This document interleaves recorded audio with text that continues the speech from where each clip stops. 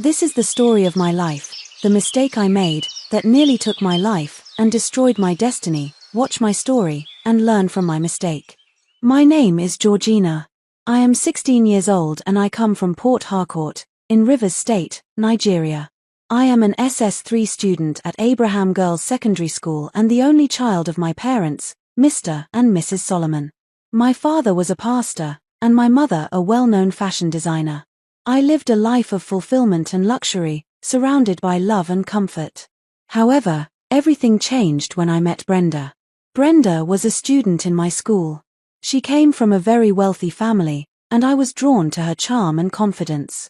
What I didn't realize was that my friendship with Brenda would eventually ruin my life, and shatter my dream of becoming a lawyer. Brenda introduced me to a young man named Jack. He was a final-year philosophy student at the University of Port Harcourt. Jack had a way with words. He spoke of love, destiny, and affection, so passionately that I lost my balance, and fell for him completely. We soon became deeply involved. I believed I had found true love.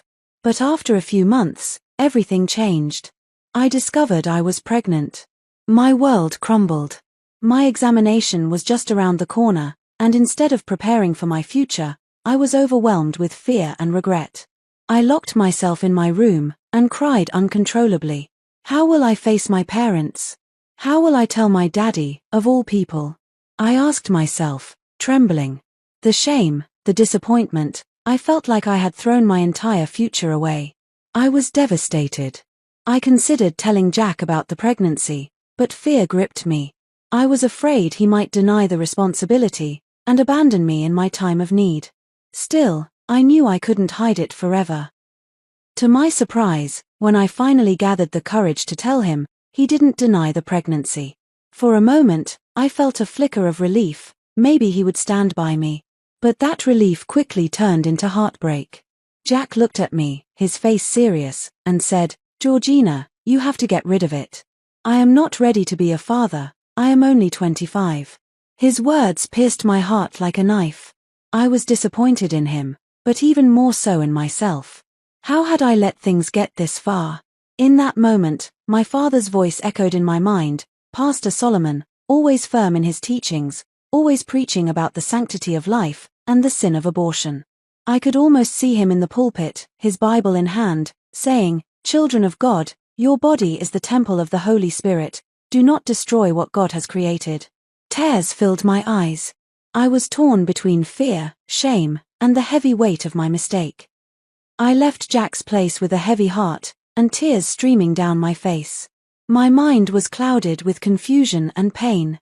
I kept thinking about all the times he told me he loved me, how he dreamed of me being the mother of his children, how we would build a life together. But now, this. Is Jack possessed? I asked myself, my thoughts spiraling. How could he change so suddenly? When I got home, I went straight to my room, shut the door, and broke down completely. I sobbed until my voice cracked. In my mind, I began to imagine myself in a lawyer's robe and wig, standing tall in a court of law, defending the innocent, giving hope to the hopeless. It was a dream I had carried since childhood. That image made me cry even harder. How could I have let a moment of weakness take all that away? Days passed in agony, and the burden grew heavier with each hour. One morning, I made up my mind, it was time to tell the truth. I stood outside my parents' bedroom door, trembling, and knocked softly. "Mummy, Daddy, I have something to tell you." "Come in," they replied.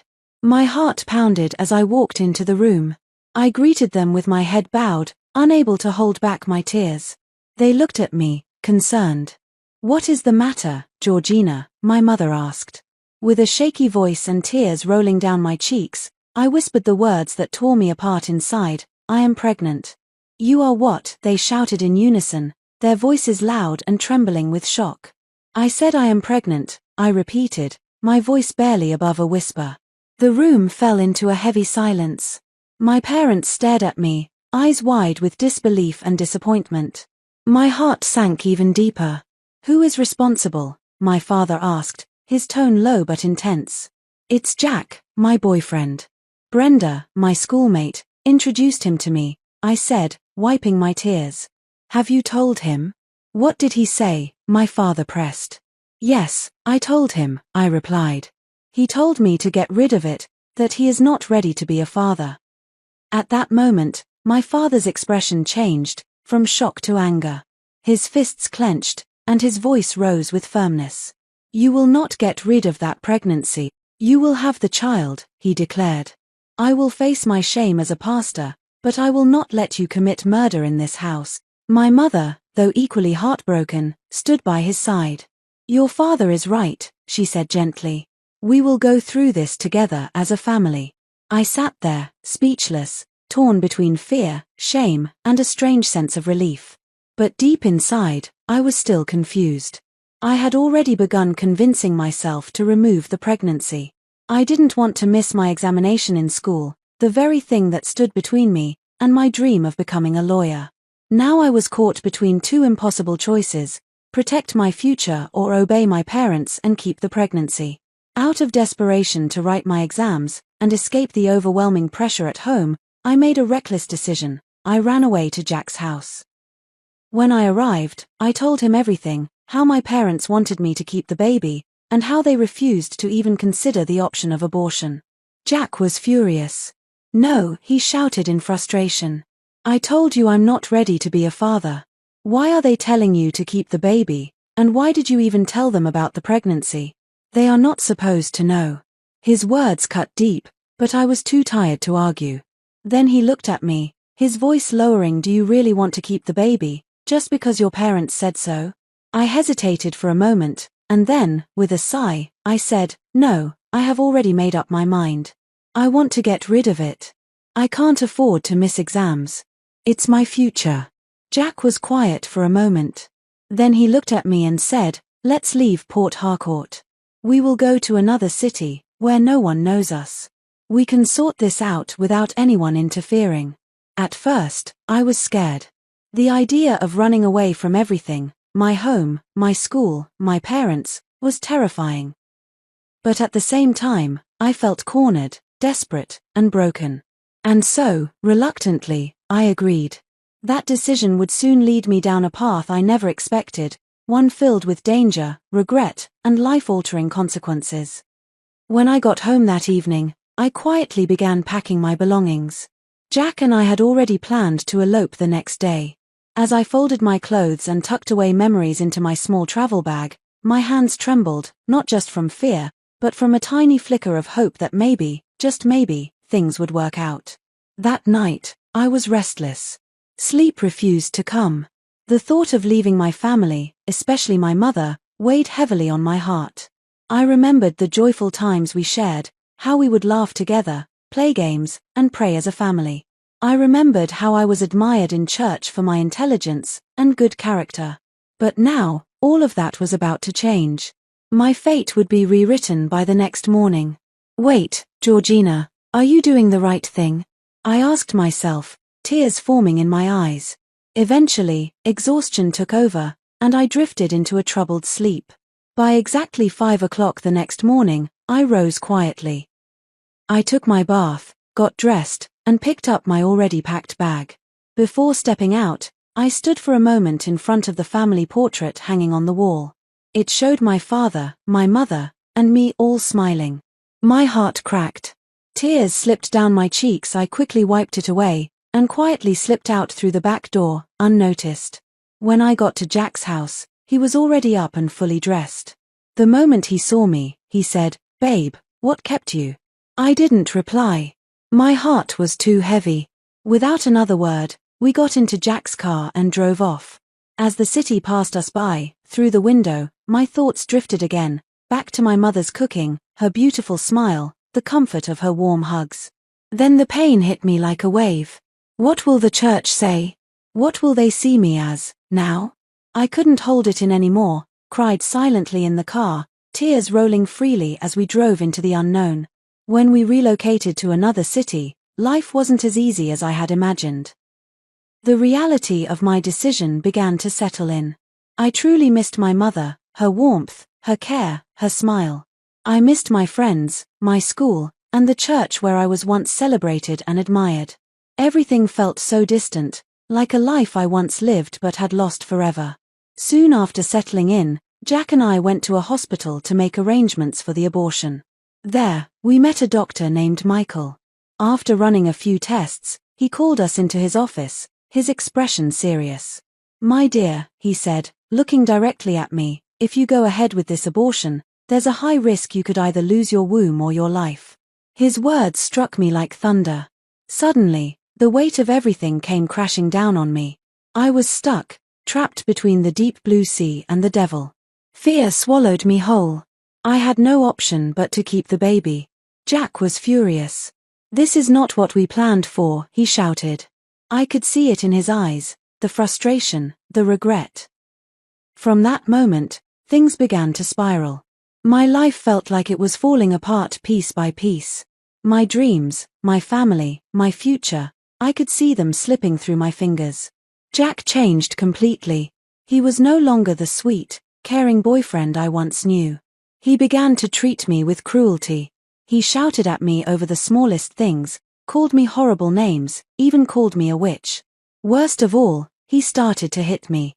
Sometimes it was a slap, other times a shove. And all of this while I was pregnant. I was broken in body and spirit. Despite everything, the months passed. I tried to endure, for the sake of the child growing inside me. But by the 7th month, the abuse became too much. After one particularly violent episode, I collapsed from the pain. That same night, I gave birth, prematurely. The child was placed in an incubator. As I lay on the hospital bed, my heart was shattered into pieces. I felt broken, depressed, ashamed, disappointed, and completely downcast. The pain of seeing my baby fight for life was too much to bear. Jack didn't care. He just abandoned me at the hospital without a word of comfort. I felt betrayed by someone I trusted. A few hours later, Dr. Michael called me quietly into his office. His eyes were heavy with sadness. "I'm so sorry," he said softly. "Your son couldn't make it, he's gone." Those words pierced my soul. I collapsed into tears. I remembered my parents' words, "Georgina, you won't abort the baby." My heart sank. I wished I had listened. I wished I had obeyed, and stayed with my parents. Maybe, my baby would have survived. Now I had lost everything. As if that pain wasn't enough, my phone rang. "Hello, Ma," the voice said on the other end. "Are you Jack's girlfriend?" "Yes," I replied with a trembling voice. "I'm sorry to inform you, Jack is dead.